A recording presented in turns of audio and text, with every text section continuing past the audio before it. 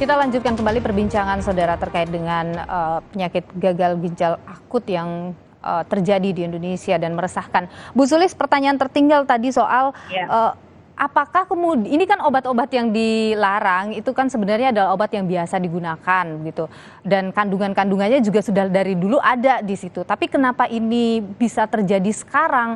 Apakah karena dosisnya yang lebih, sepengetahuan Anda ya, mungkin Anda juga sudah menelitinya, dosis yang bertambah yang menyebabkan terjadi ini, atau ada hal lain yang kemudian membuat jadi berbahaya untuk digunakan oleh anak-anak?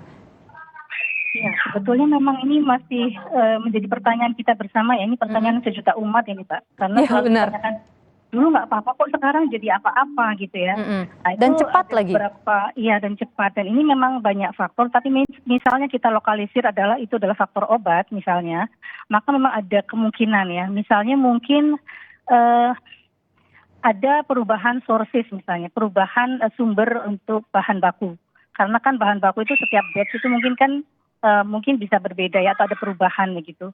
Nah, kemudian ketika mungkin ya kurang ada kontrol kualitas dari bahan baku tersebut sehingga tidak mengecek adanya cemaran misalnya, ini tentu saja perlu di cross check pada industri farmasi masing-masing ya. Maka ini mungkin akan menjadi masalah gitu. Jadi mungkin pada batch tertentu, jadi mungkin batch yang dulu masih aman gitu. Kebetulan misalnya menggunakan bahan baku dari satu sumber tertentu. Ini misalnya loh Mbak, kalau misalnya itu bisa terjadi ada perubahan sources misalnya ya. Sehingga kemudian tidak dicek atau kurang dicek karena merasa itu sama, kemudian digunakan dalam formulasi dan ternyata menjadi ambangnya melewati dari ambang batas. Itu kemungkinan pertama.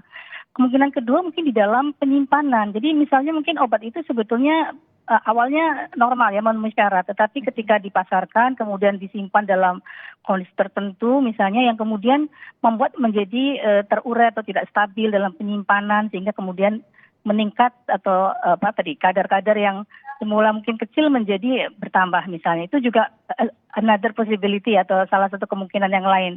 Oke. Dan juga tentu saja satu lagi adalah mungkin analisisnya juga harus akurat Mbak, karena menganalisis pada bagian awal ketika hanya menggunakan satu komponen ya, misalnya propilen glikol diukur begitu cemarannya, sementara kalau di produk akhir itu kan komponennya udah banyak nih, campuran banyak obat ya atau bahan, sehingga harus ada metodologi atau metode analisis yang akurat untuk memastikan mengukur secara kuantitatif. Sekali lagi kuantitatif, tidak hanya ada deteksi ya, ada atau tidak bukan, tetapi jumlahnya berapa. Ini yang saya kira tantangan juga untuk mengukur secara kuantitatif dari cemaran tersebut. Karena kalau itu masih di bawah ambang sebetulnya kan masih bisa diterima. Makanya kemarin Badan POM kan sudah memeriksa sekian, sebagian ada terjumpai ada cemaran tetapi masih di bawah ambang batas sehingga tidak ada masalah. Tetapi ada 5 kemarin yang dirilis oleh Badan POM ternyata melebihi ambang batas begitu. Oke, jadi ini harus dicari tahu juga ya Bu, teliti dengan baik oleh pemerintah. Proses industri farmasinya juga, iya. Betul. Bu Sulis, kemarin juga Menko PMK sempat bilang ya kalau diawasi juga karena bahan baku ini juga impor. Itu juga berpengaruh Kak Bu? Saya kira hampir 90% bahan baku obat kita mengimpor Mbak. Dan itu berpengaruh juga? Iya, sebetulnya gini, kita bisa mencegah itu dari pengawasan yang meningkat atau dikuatkan mulai dari awal. Jadi barangkali kadang-kadang kami misalnya sudah mendapatkan bahan baku, sudah ada certificate of analysis dari industrinya atau dari suppliernya, udah percaya aja gitu, nggak dicek lagi. Kan di dalam certificate of analysis kan disebutkan ini cemarannya sekian-sekian itu biasanya ada. Baik. Tetapi kalau nggak dicek, jangan-jangan itu sebetulnya tidak baik. Jadi mungkin saja lemah di pengawasan. Ibu Nur, mungkin Ibu Nur ada yang ingin ditanyakan dengan Bu Sulis untuk kedepannya tentunya Ibu Nur?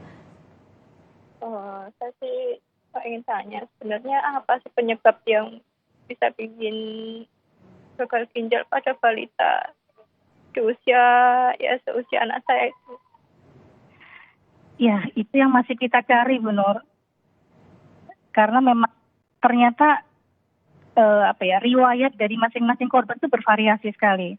Kebetulan ada yang menggunakan sirup, ada yang mungkin ada yang tidak, seperti Putra Bu Nur kan mungkin sedikit sebelumnya menggunakan puyer misalnya, walaupun ada sirup vitamin juga ya. Maka itu memang harus digali lagi begitu. Dan saya kira pemerintah ya, Kemenkes maupun Badan POM ini masih sedang dalam usaha yang sangat keras untuk memastikan lagi penyebab dari gagal ginjal akut. Dan sementara ini ya usaha awalnya adalah tadi salah satunya mengawasi dari produksi di industri farmasi dan juga mengawasi tentang penggunaan obat-obat yang berbasis sirup yang diduga mengandung cemaran. Bu Nur, tentu ini adalah hal yang sangat menyedihkan, begitu. Apa yang kemudian Anda harapkan bisa dilakukan atau harapan Anda kepada pemerintah terkait dengan kejadian yang luar biasa ini? Harapannya semoga penyebabnya itu segera ditemukan dan semoga kalau memang ada anak yang terkena itu segera dapat penanganan dan solusi untuk penyembuhan. Itu aja. Baik, ada hal yang dikhawatirkan, mungkin ada yang Anda khawatirkan juga ke depannya, begitu? Karena penyakit ini tuh penyebarannya terlalu cepat. Baik. Bahkan kita sendiri kan nggak tahu kita salah makan apa, obat apa, tiba-tiba aja dia langsung kayak gitu. Itu hanya bikin shock para orang tua kan seperti itu. Baik.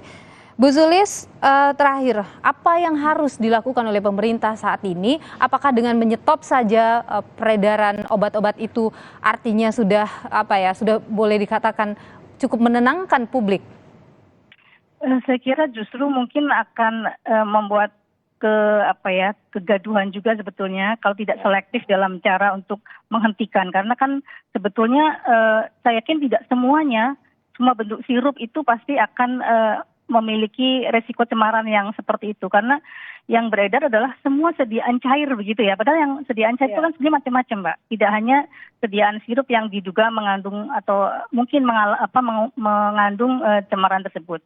Sehingga mungkin saya kira kita masih menunggu, walaupun pemerintah sudah secara proaktif sekali ya sudah merilis ada 102, itu kita tunggu masing-masing perlu dicek lagi apakah memang mengandung cemaran yang di atas ambang atau tidak. Kemudian kalau memang ingin melihat kausalitasnya tadi ya, karena Bu Nur kan ingin tahu sebetulnya apa gitu ya. Kalau kita mencoba melokalisir pada obat, maka 102 itu harus dicek dulu. Apakah memang mengandung cemaran yang melebihi ambang batas. Lalu misalnya dari sekian yang melebihi ambang batas harus di-cross-checkkan lagi kepada penggunanya. Baik. Apakah benar penggunanya itu memang mengalami gejala-gejala yang diduga adalah akibat intoksikasi atau keracunan dari senyawa yang diethylglycol maupun ethylene glycol. Baik, keputusan yang tepat yang harus diambil oleh pemerintah terkait dengan hal ini untuk meredakan kegaduhan yang terjadi di masyarakat dan kekhawatiran para orang tua tentunya. Profesor Sulis Ikawati, Guru Besar Farmasi UGM, terima kasih atas waktunya.